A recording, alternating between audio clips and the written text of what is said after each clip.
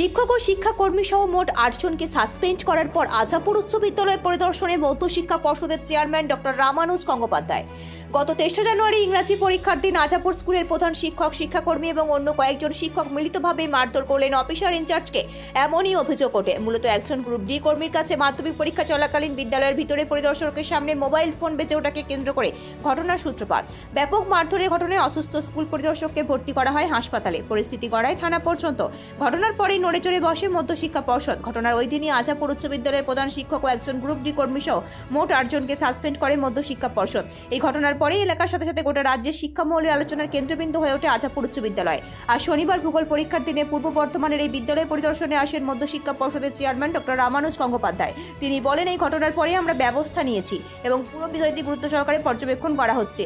পরীক্ষাটি সুষ্ঠুভাবে সম্পন্ন হয়ে যাতে কোনো অপ্রীতিকর ঘটনা না ঘটে তার জন্য সদা প্রস্তুত মধ্যশিক্ষা পর্ষদ। তার গোটা রাজ্য জুড়ে কয়েকটি বিক্ষিপ্ত ঘটনা ছাড়া বেশ শান্তিপূর্ণভাবে মাধ্যমিক পরীক্ষা হচ্ছে বলে জানান তিনি। আর কি বলেছেন শুনুন। ব্যুরো রিপোর্ট, আমার বাংলা নিউজ।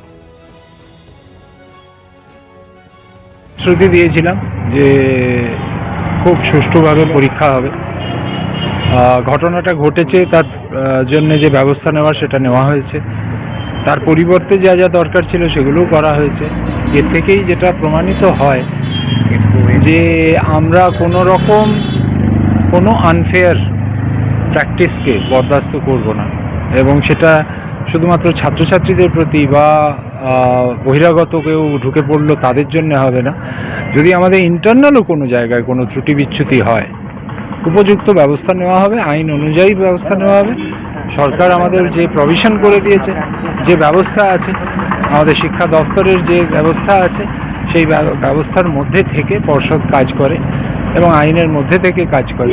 পর্ষদ অটোনমাস বডি, কিন্তু অ্যাট দ্য সেম টাইম পর্ষদ সামগ্রিকভাবে সারা রাজ্যের যে ব্যবস্থা, সেই ব্যবস্থার নজরদারি করে, দেখভাল করে।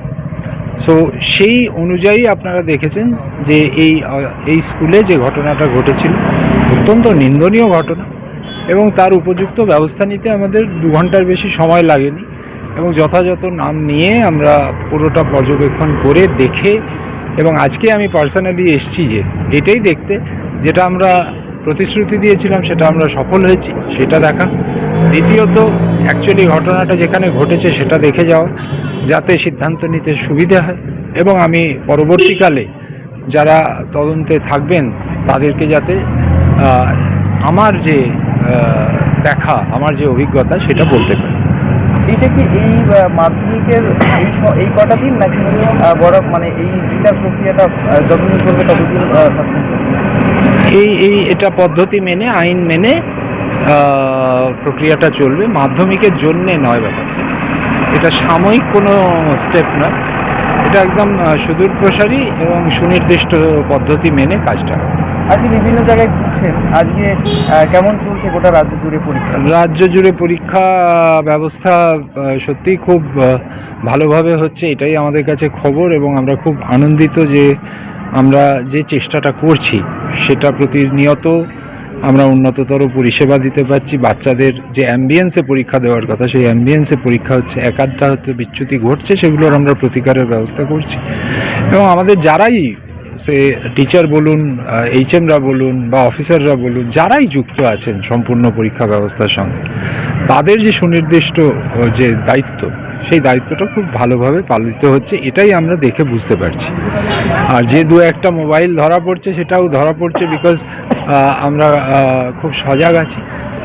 1-2 হয়তো অবচেতন, মানে যারা সচেতন হচ্ছেন না তাদের জন্য এই ধরনের কঠোর সিদ্ধান্ত আমাদের নিতে হচ্ছে। তো এই সিদ্ধান্ত নেওয়ার ক্ষেত্রে আমাদের একটাই ব্যবস্থা, আমাদের একটাই বক্তব্য, সেটা হচ্ছে যে ফেয়ার প্র্যাকটিসে এবং হেলদি প্র্যাকটিসে পরীক্ষা হবে, এবং সেই ফেয়ার এবং হেলদি প্র্যাকটিসকে আমরা সুনির্দিষ্ট করব, এটাই আমরা বদ্ধপরিকর। সবাই মিলে তাই করছি। Thank you. ধন্যবাদ।